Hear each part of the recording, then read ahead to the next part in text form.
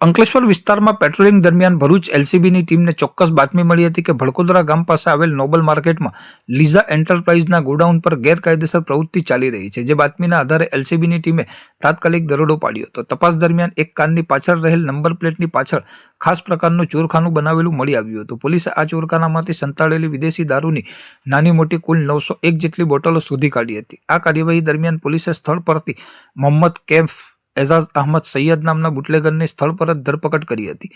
પોલીસની પ્રાથમિક પૂછપરછ દરમિયાન આરોપીઓએ કબૂલાત કરી હતી કે આ વિદેશી દારૂનો જથ્થો તેના પિતા એઝાઝ અહેમદ સૈયદના કહેવાથી રાહુલ નામના વ્યક્તિ મારફતે મંગાવવામાં આવ્યો હતો અને અનવરભાઈ બચુભાઈ સિપાઈ નામનો શખ્સ દારૂ ભરેલી આ કાર લઈને આવ્યો હતો. એલસીબીની ટીમે 1,67,000ની કિંમતનો વિદેશી દારૂ, 5 લાખ રૂપિયાની કિંમતની કાર તથા એક મોબાઈલ ફોન મળી કુલ રૂપિયા 6,72,000નો મુદ્દામાલ જપ્ત કર્યો છે. આ મામલે પોલીસે જીઆઈડીસી પોલીસ મથકમાં ગુનો નોંધીને મુખ્ય સૂત્રધારો સહિત અન્ય 3 ઇસમોને વોન્ટેડ જાહેર કરી આગળની કાનૂની તપાસ હાથ ધરી છે.